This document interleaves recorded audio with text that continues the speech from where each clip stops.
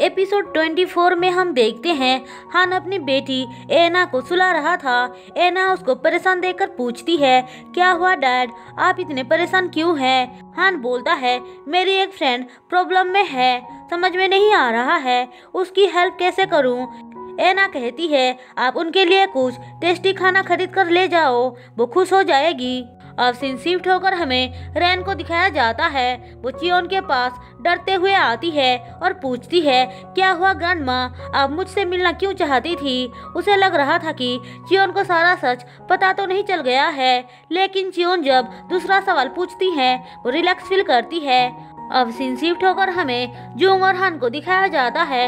हान उसको बता रहा था कि रैन और उस राउडी आदमी के बीच कुछ तो खिचड़ी पक रहा है, मुझे ऑर्फनेज की डायरेक्टर को कॉल करना चाहिए। ऐसा बोलकर वो उसे कॉल लगाता है, लेकिन वो डायरेक्टर डर के मारे फोन कट कर देती है। हान कहता है, मैं कैसे भी करके कल्प्रिट को ढूंढ निकालूंगा और तुम्हारी इन लॉस के सामने लेकर जाऊंगा। जुंग पूछती है, क्या तुम्हें मेरे लिए बुरा फील हो रहा है?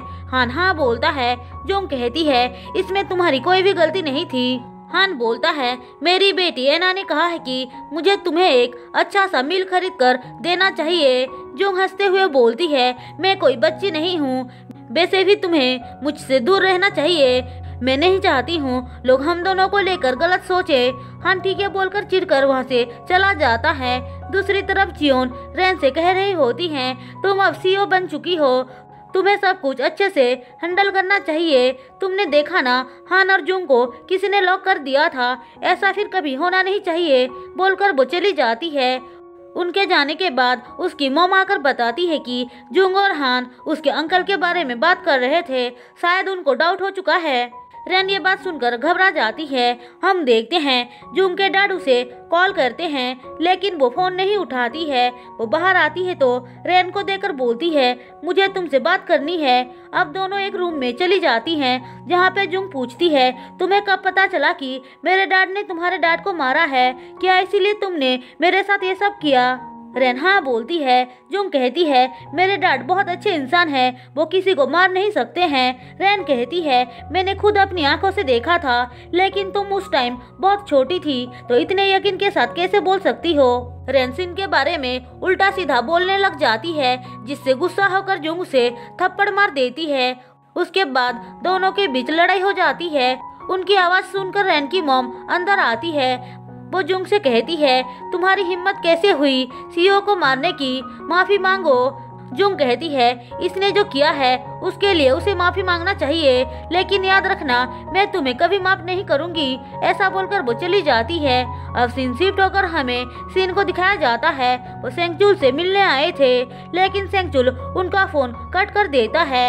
यहाँ पे हमें पता चलता है कि जीहून और सेंगचुल की बिल्कुल भी जमती नहीं है। वो दोनों एक दूसरे को हमेशा ताना मारते रहते हैं। थोड़ी देर बाद सेंगचुल बाहर आता है तो सीन उनको चुप कर देख रहे थे। वो रैन को उसके साथ देखकर उनका पीछा करते हैं। सेंगचुल रैन को बताता है कि वो एक लॉयर को हायर करने वाला है, जो सुनकर रैन खुश हो जाती है। लेकिन तभी वहाँ पे सीन पहुँच जाते हैं और सेंगचुल को मारने लग जाते हैं। वो रैन को भी बहुत सारी बातें सुनाते हैं। रैन उनको बता देती है कि जुंग को सब कुछ पता है। सीन का तो ये बात सुनकर दिल टूट जाता है। वो कहते हैं, इतने दिनों से मेरी बेटी सब कुछ अकेली सह रही है। वो कहते हैं, चियोन को तो तुम्हारे बारे में पता नहीं होगा ना, फिक्र मत करो, मैं जाकर बताता हूँ। अब ये सुनकर दोनों घबरा जाते हैं। सेंगचुल उनको समझा बुझा कर वहाँ से बाहर लेकर आता है और कहता है कि मैं जुंग से बहुत प्यार करता हूँ, लेकिन रैन अब एक रिच पर्सन बन चुकी है। आप समझा करो सॉन्ग की फ्यूचर कितनी अच्छी हो सकती है।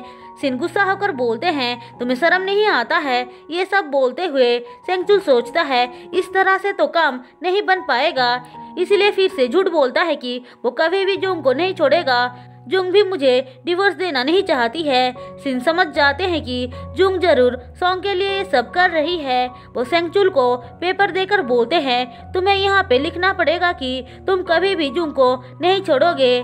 सेंगचुल को ना चाहते हुए भी सिन की बातों को मानना पड़ता है। दूसरी तरफ रैन को उसका अंकल फोन करके बताता है कि उनकी मॉम से किसी ने आकर ओल्ड फोटो ले लिया है। रैन को याद आता है कि उसने सिन के पास चियोन का कंघी देखा था और उसके डैड का फोटो भी गायब है। वो इस बात से डर जाती है। हम देखते हैं सीन को डीएनए टेस्ट की रिपोर्ट मिल चुका था, जिससे कि उनको पता चल जाता है कि वो ही च्योन का असली बेटा है। सच पता चलने के बाद वो फूट फूट कर रोने लग जाते हैं। उनको च्योन की कही हुई सारी बातें याद आने लगती है और इसी के साथ एपिसोड 24 खत्म होता है। दोस्तों, अगर आपको मेरी एक्सप्लेनेशन पसंद आई हो तो चैनल को सब्सक्राइब और वीडियो को लाइक जरूर कर देना।